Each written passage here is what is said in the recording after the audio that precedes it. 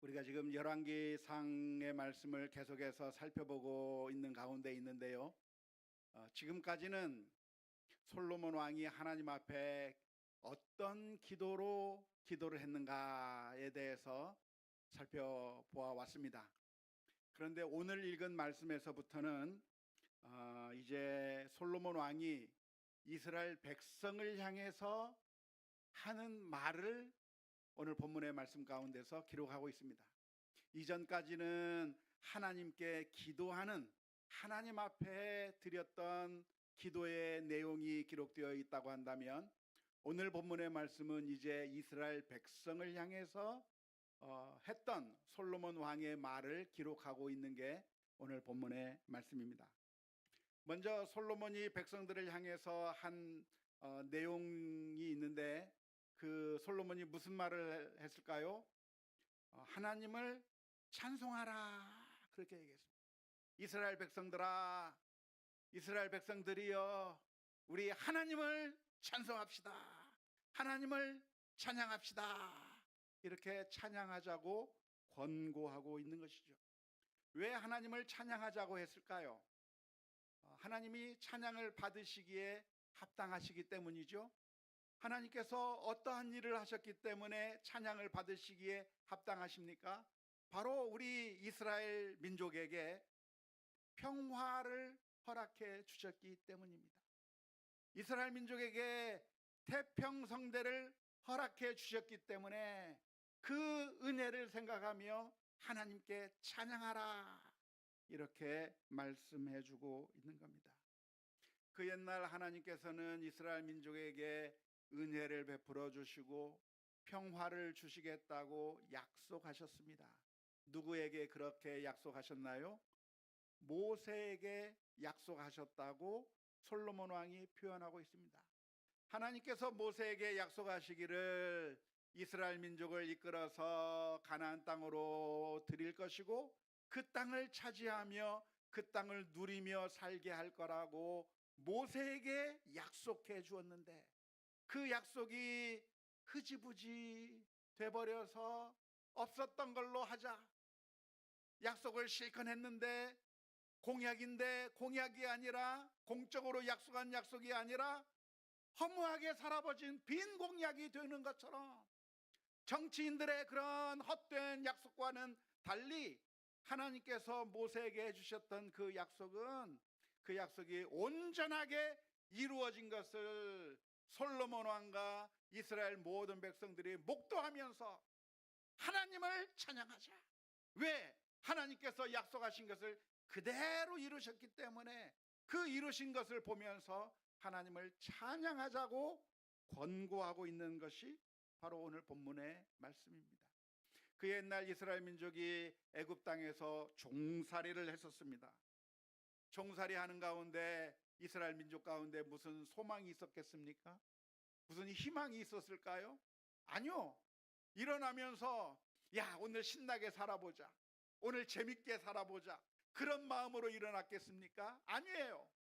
또 하루가 시작됐구나, 또 고통을 당하며 또 고난을 당하면서 살아야만 되는구나, 저 애굽 나라 왕의 그 압제 가운데서 우리 자녀들을 빼앗겨 버리고 우리 자녀들을 죽여야만 하고 하는 그런 고통 가운데서 하루를 더 살아가는 것이 아무런 의미도 없었던 이스라엘 민족에게 하나님께서는 소망을 주신 것이죠.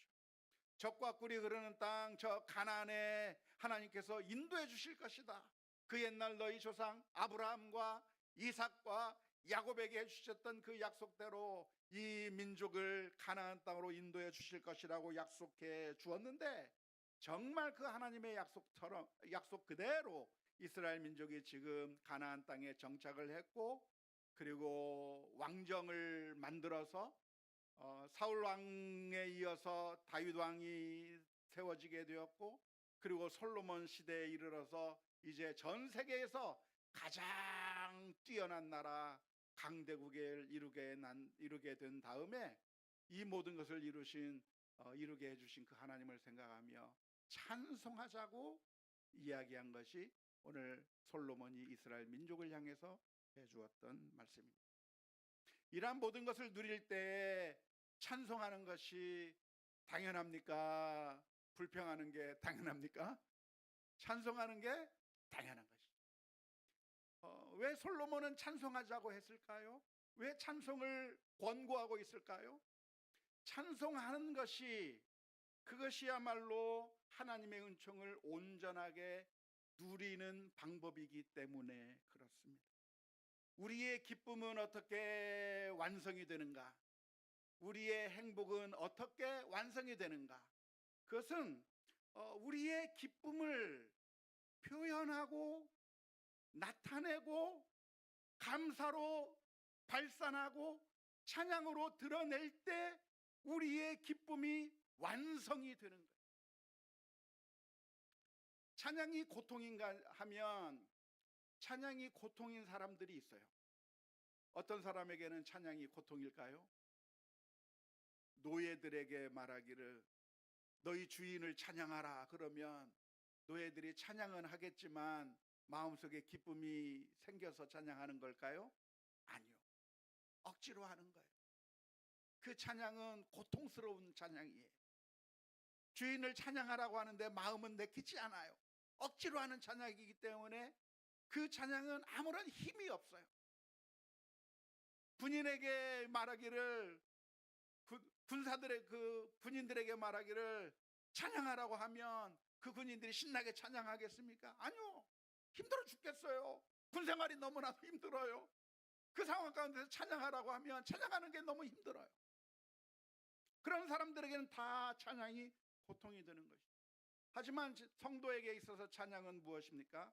우리의 기쁨이 완성되는 거예요. 표현할 때 기쁨이 배가가 되고 행복이 완성되게 되는 것이기 때문에 찬양하는 것이 정말 우리의 기쁨을 완성하는 것이기 때문에 솔로몬 왕은 이스라엘 민족을 향해서 우리 하나님을 찬양하자. 우리 하나님을 찬양하자. 그래야 기쁨이 완성이 되기 때문에 그렇습니다. 좋은 일이 있으면 어떻게 해야 될까요? 이야기를 해야 돼요. 어디 가서 식당에서 맛있는 것을 먹었다. 맛있게 잘 먹었어요. 그러면 잘 먹은 걸로 끝나나요? 아니요.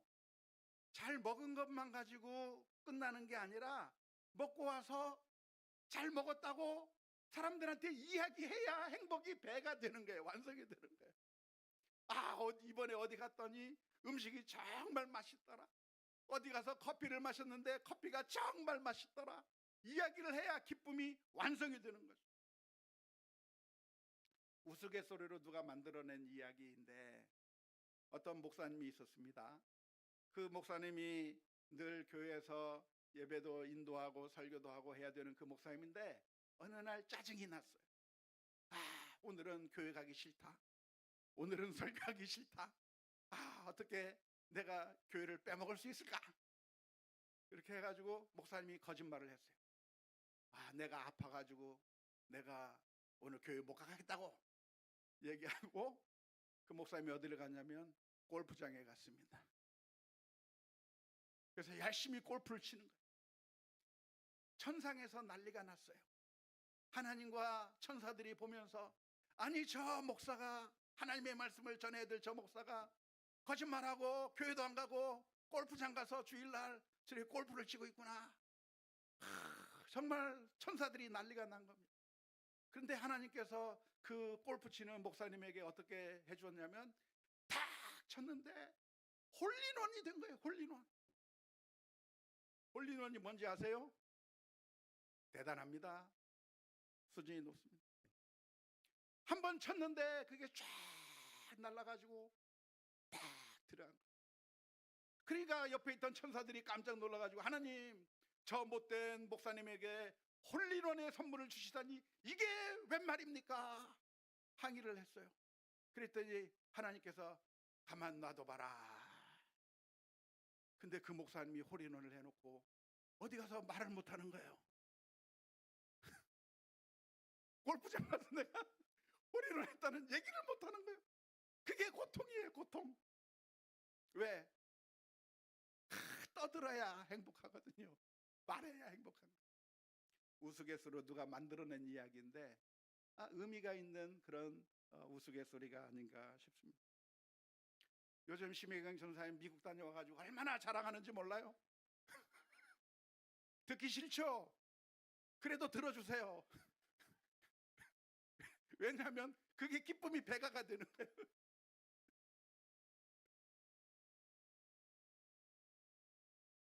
하나님의 사랑과 은총을 내가 경험했다면 그걸 침묵하고 있는 것이 아니라 찬양하고 노래하는 것이 당연한 것이고, 하나님의 은혜를 경험하게 되었을 때 이야기하고 말하고, 찬양이라고 하는 것은 그냥 노래를 불러라, 찬송가를 불러라가 아니라 말하라는 거예요. 우리 주변 사람들에게 하나님의 사랑이 이렇게 좋았다, 하나님이 내게 베풀어 주신 사랑이 이렇게 좋았다 이야기하면서 표현하게 될 때 우리의 사랑이, 우리의 행복이, 기쁨이 완성이 된다고 하는 사실을 기억하면서 오늘 솔로몬이 이렇게 이야기하는 이유는 그 이스라엘 민족의 그 기쁨이 완성되라고 하나님을 찬양하라 이야기하고 있는 것입니다. 두 번째로 이 솔로몬 왕은 이스라엘 민족에게 하나님을 찬양하라고 이야기한 다음에 두 번째로는 무슨 이야기를 하냐면 이스라엘 민족을 축복하는 말을 해줬습니다. 이스라엘 민족을 향해서 축복하면서 무슨 축복의 말을 했냐면, 하나님께서 너희들과 함께 하기를, 하나님께서 우리들과 함께 하기를 원하노라, 하나님께서 우리들과 함께 해주기를 원하노라. 지금 우리가 너무나도 행복하고 좋은데, 지금까지 많은 축복을 누렸는데 이 축복을 계속해서 우리가 누리도록 하나님께서 우리와 영원히 함께 하시기를 그렇게 축복하는 이야기를 솔로몬이 이스라엘 민족을 향해서 이야기한 것이죠. 열왕기상 8장 57절 말씀에 보면 이렇게 기록합니다. 솔로몬이 지금 축복하는 말을 하고 있는데, 우리 하나님 여호와께서 우리 조상들과 함께 계셨던 것 같이 우리와 함께 계시옵고 우리를 떠나지 마시오며 버리지 마시옵고, 하나님께서 우리와 함께 계셔서 버리지 말고 우리와 함께 동행해 주시고 하나님이 우리와 함께 해달라고 함께 해주기를 축복하는 이야기를 해주고 있는데요, 이 축복의 말을 솔로몬이 이스라엘 민족에게 해주었을 때 이 축복의 말이 그대로 이루어질까요? 이루어지지 않을까요? 이 축복의 말을 전했는데 그 축복의 말이 이스라엘 민족에게 그대로 이루어지겠습니까? 이루어지지 않을까요? 그것은 어디에 달려 있는 것일까요? 그 축복의 말을 한 사람에게 달려 있는 것일까요?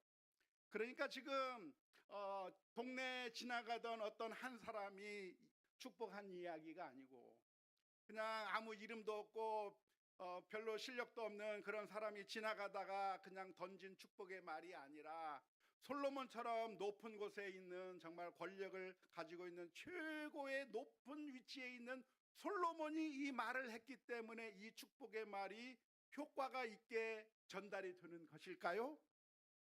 그렇지 않습니다. 이 축복의 말을 목사님이 하면 우리들에게 그것이 축복의 말로 받아들여지게 되는 것일까요? 아니에요. 이 축복의 말은 어떻게 효력이 있는가? 이 축복의 말은 어떻게 우리에게 그대로 이루어지는가? 그것은 누가 이 축복을 했는가에 달려 있지 않습니다. 그러면 어디에 달려 있습니까? 그 축복의 말을 들은 사람들에게 달려 있습니다. 마태복음 10장 12절에서 13절의 말씀에 예수님께서 말씀하시기를, 또 그 집에 들어가면서 평안하기를 빌라.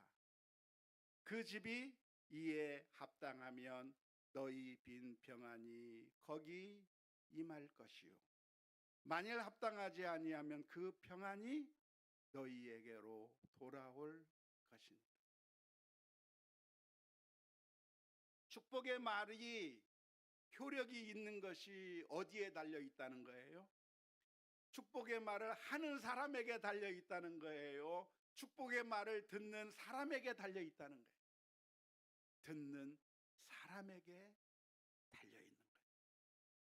솔로몬의 할아버지가 축복을 해도, 주기철 목사님이 축복을 해도, 손양원 목사님이 축복을 하고 D.L. 무디 선생님이 축복을 한다고 해서 그게 축복의 말이 되는 게 아니고, 그 축복의 말을 받아들이는 사람이 이 축복의 말을 어떻게 받아들이는가. 만일 내가 합당하면 그 축복의 말이 내 것이 될 것이지만, 그러나 내가 합당하지 않는다고 한다면 아무리 좋은 축복의 말이라고 할지라도 내 것이 될 수 없다고 하는 것을 우리가 분명하게 기억해야 될 줄로 믿습니다. 그래서 솔로몬은 축복의 말을 하면서 이렇게 이야기를 합니다. 열왕기상 8장 58절의 말씀에 우리의 마음을 주께로 향하여 그의 모든 길로 행하게 하시오며 우리 조상들에게 명령하신 계명과 법도와 율례를 지키게 하시기를 원하오며 라고 축복의 말을 덧붙이고 있는 것이죠. 그게 바로 하나님의 축복을 받을 수 있는 전제 조건이 되는 겁니다. 그래서 우리가 어떻게 하나님께서 우리와 함께 하는 그 축복을 누릴 수 있겠는가? 하나님이 나와 함께 하시는 축복을 어떻게 누릴 수 있겠는가? 그것은 우리의 마음이 주님께로 향해서 주님의 말씀에 순종하며 복종하는 믿음의 길을 걸어가는 삶을 살아갈 때 하나님께서 우리와 함께 하신다고 하는 것을 기억해야 합니다. 믿습니까? 그런데 오늘 솔로몬이 표현했던 이 표현이 아주 미세하지만 아주 정확하게 그 순서를 정확하게 표현하고 있는 것을 볼 수가 있어요. 뭐라고 표현했냐면, 여러분, 그러니까 하나님께서 우리와 함께 하셔야 하니까 하셨으면 좋겠으니까 여러분 계명 잘 지키세요. 여러분 하나님의 율례를 잘 지켜야 됩니다. 하나님의 말씀을 따라서 행해야 합니다라고 그렇게 강조만 한 것이 아니라 그 말을 하기 이전에 그 앞에 하나를 더 붙였어요. 뭐를 붙였어요? 우리의 마음이 주님께로 향하게 하시오. 단순히 율법의 문항대로 잘 지킨다고 하는 게 중요한 게 아닌 겁니다. 법을 법대로 지킨 것으로 완전하지 않은 겁니다. 무엇이 중요해요? 우리의 마음이 중요해요. 우리가 하나님을 사랑하는 마음을 가지고 하나님을 사랑하기 때문에, 그래서 하나님의 말씀에 순종하고 계명과 율례를 지키는 그 모습으로 나타나는 게 훨씬 더 중요한 거예요. 그래서 성경에서는 무엇을 이야기합니까? 우리의 마음 가운데 사랑이 없다면, 우리 가운데 믿음이 없다면 그것은 아무것도 아니다. 로마서 14장 23절의 말씀에 의심하고 먹는 자는 정죄 되었나니 이는 믿음을 따라 하지 아니하였기 때문이라. 믿음을 따라 하지 아니한 것은 다 죄니라.